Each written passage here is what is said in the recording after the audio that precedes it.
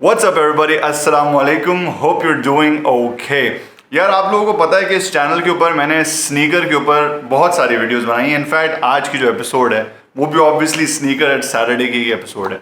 और इन सारी एपिसोड्स के अंदर आई थिंक सबसे ज़्यादा जो मुझे डिमांड आई है या सबसे ज़्यादा जिस जूते के बारे में लोगों ने बात करी है वो है वैंस का नॉर्मल सा जो जूता होता है. अब कुछ अर्से पहले मैंने वैंस का ओरिजिनल जूता उठाया था मलेशिया से जाके, तो उस जूते के नीचे और इंस्टाग्राम के ऊपर मुझे बहुत सारे लोगों ने बोला कि यार ये जो जूता है इसको आप पाकिस्तान में मिलने वाली वैंस की कॉपी से कंपेयर क्यों नहीं करते. तो आज ख़वातीन और हज़रात हम अपने ओरिजिनल वैंस को और हम अपने कॉपी वैंस को कंपेयर करेंगे और देखेंगे कि भाई 10,000 रुपये का जूता और 1,500 रुपये का जूता कितना फ़र्क रखता है.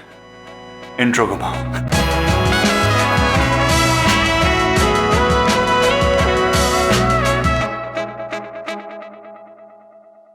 ख़वातीन और हज़रात, welcome to a new episode of sneaker at Saturdays. हमारे पास दोनों वैंस हैं, एक असली वाला है एक नकली वाला है, और अब हम इन दोनों का कंपैरिजन शुरू करेंगे.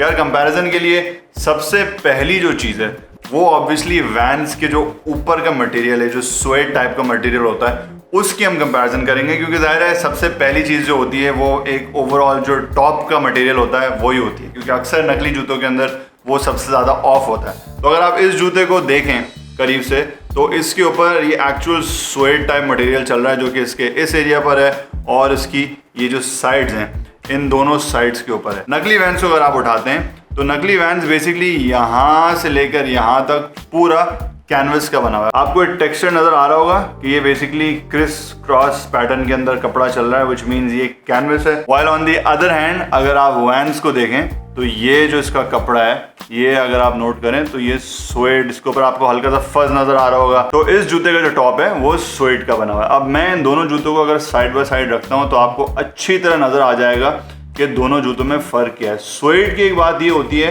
कि उसके ऊपर हल्का सा जो है ना वो टेक्सचर ऐसा होता है कि जब आप उसके ऊपर उंगली चलाते हैं तो ब्रिसल्स, ये जो फज होता है वो जिस डायरेक्शन में जा रहे होते हैं उसके ऊपर उस डायरेक्शन के अंदर मार्क्स पड़ जाते हैं. जैसे अक्सर आपने देखा होगा कि कारपेट के ऊपर अगर आप हाथ मारें तो कारपेट के ऊपर दूसरे कलर का जो है एक टोन आना शुरू हो जाता है, क्योंकि उसके जो हेयर होते हैं, जो बाल होते हैं या फज होता है, वो एक साइड से किसी और कलर का होता है, एक साइड से किसी और कलर का होता है. तो यही चीज़ आपको ओरिजिनल वैंस के ऊपर नजर आएगी. जबकि ऑन दी अदर हैंड जो ये जाली वाला है इसके ऊपर ऐसा कोई फज नहीं है, ये सीधा सीधा कैनवस का बना हुआ है. इन दोनों जूतों में दूसरा जो फर्क है वो है सोल की बनावट का. जो आउटर सोल होती है, असल वाले वैंस की जो आउटर सोल है वो तकरीबन उसकी जो बनावट है ना वो ही टेक्सचर में बनी हुई है. तो मेरे ख्याल से आई डोंट नो इन्होंने किस तरीके से किया है, बट मुझे लगता है कि जब इसको बनाया जा रहा होगा तो उसमें छोटे छोटे बबल्स छोड़े गए होंगे, जिसकी वजह से थ्रू आउट जो है इसका टेक्सचर काफ़ी कंसिस्टेंट चल रहा है. जबकि ऑन दी अदर हैंड अगर आप इसके नकली वाले को देखें, पता नहीं इसके अंदर आपको समझ आया नहीं है, तो नकली वाले के अंदर इन्होंने ऊपर से टेक्सचर मारा हुआ है, और जब मैंने इसको साफ करने के लिए इसको घिसा है तो बेसिकली टेक्सचर जो है वो ख़त्म हो रहा है, क्योंकि सोल की जो रबर है वो घिसने के साथ साथ वेयर ऑफ हो रही है. छोटा सा डिफरेंस है, ऑब्वियसली ऐसे ही डिफरेंसेस होंगे, बट अगर आपको पता करना है कि दोनों जूतों में क्या डिफरेंस है तो this is something to look out for. कि जो नकली वैंस है उसको जब आप थोड़ा सा रगड़ेंगे तो उसकी जो सोल है उसका टेक्सचर ख़त्म होना शुरू हो जाएगा. जब हम सोल की बात करते हैं तो एक और चीज़ है छोटी सी वर्थ नोटिंग. वैंस के जूतों के ऊपर सामने जो है वो एक इस तरीके का हॉर्स शू के शेप का जो है वो रबर का टुकड़ा लगा हुआ होता है सोल के ऊपर. दोनों जूतों के ऊपर रबर का टुकड़ा लगा हुआ है, बट जो नकली वाला है उसका टेक्सचर थोड़ा सा मोटा है, जबकि जो असली वाला है उसका texture is not that prominent. इसके ऊपर अगर आप उंगली फेरेंगे तो आपको एक्चुअली लगेगा जिस तरह किसी इंसेक्ट की या जानवर की या रेप्टाइल की स्किन है, जबकि इसके ऊपर जो है वो टेक्सचर काफ़ी सटल है, काफ़ी म्यूटेड है, यानी कि मतलब वो चुभता नहीं है. आपको फील होता है कि भाई हाँ कोई सी चीज़ है जिसके ऊपर चल रही है, कोई टेक्सचर है, बट यहाँ पर उभार ज़्यादा है. आपके रबर के जो छोटे छोटे जो डॉट्स बने हुए हैं इस वाले असली वाले के ऊपर उभार इतना नहीं है. चौथी चीज़ जो है वर्थ नोटिंग वो ये है कि जो असली वैंस होते हैं उनके पीछे एक टैब बना हुआ होता है. बेसिकली क्या सीन होता है कि ये जो इसकी आउटर सोल होती है, तो ये देख रहे हैं आप, ये इसके अंदर एक सोल है और इसके ऊपर वाइट कलर का रबर का एक पट्टी चल रही है. तो ये जब बन रहा होता है तो ये पट्टी को दोनों साइड से लेकर आते हैं और यहाँ पे लाके उसको पंच करते हैं. तो जब वो पंच होता है तो वहाँ पे एक छोटा सा उभरा हुआ टैब बन जाता है, जो कि अल्लाह भला करे आपका ये है.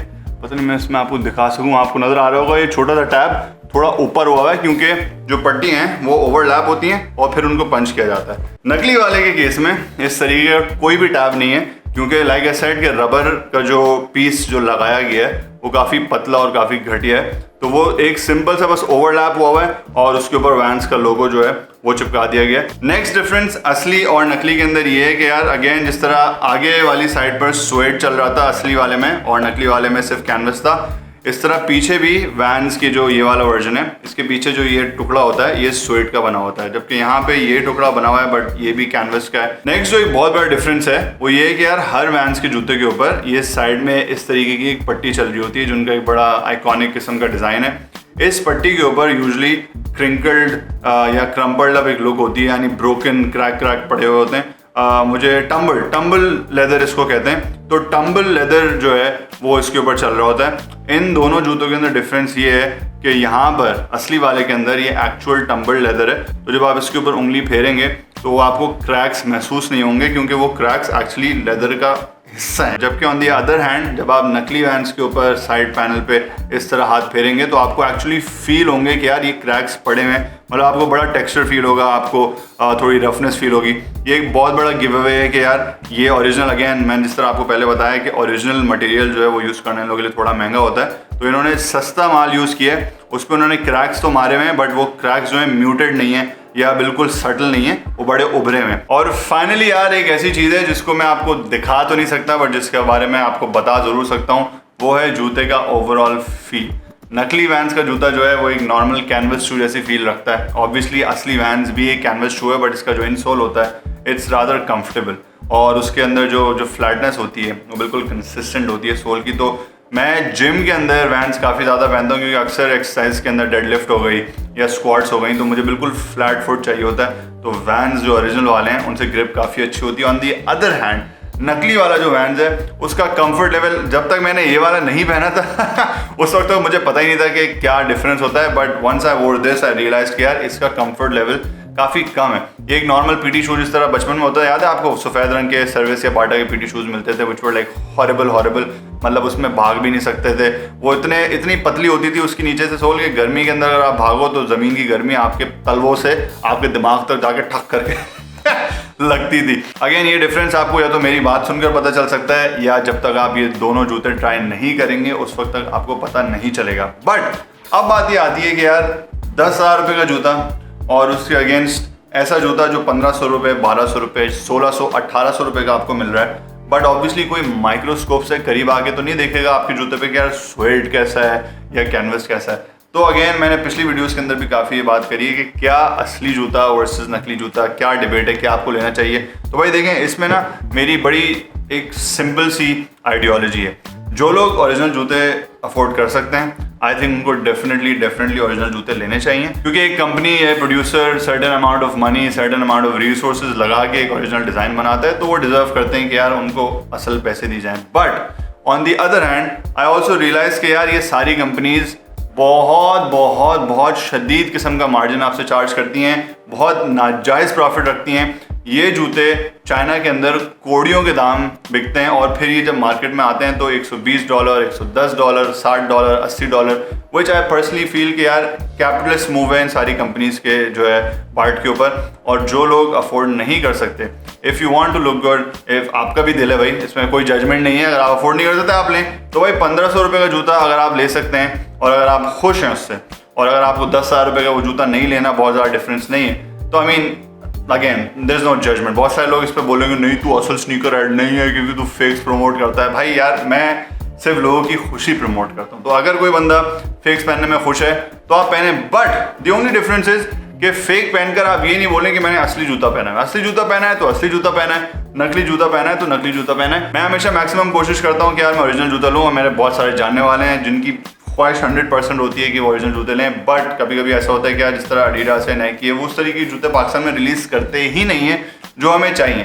तो फिर उसकी जो अल्टरनेटिव होता है वो इवेंचुअली ये होता है या तो पप्पा से मंगाओ या खाला से मंगाओ जो अमेरिका से आ रही है, और अगर कोई नहीं आ रहा, जो कि बहुत सारे लोग नहीं आते, तो फिर they have to I don't know deal with the fact कि they have to wear fakes. खैर ये थी मेरी एपिसोड। व्हाटएवर यू फील कि आपको फेक पहनना चाहिए या ओरिजिनल पहनना चाहिए, let me know in the comment section. कोई लड़ाई नहीं है, कोई फड्डा नहीं है, just give your opinion, don't fight. मैं आपसे नहीं लड़ रहा, मैं आपको जज नहीं कर रहा, सब हम भाई भाई हैं। नकली पहनने वालों को भी खुश रहने देना चाहिए, असली पहनने वालों को भी खुश रहने देना चाहिए, हम सबको खुश रहना चाहिए। अगली एपिसोड तक के लिए इजाजत दीजिए। This is me Rameshwar signing out, take care, अल्लाह हाफिज।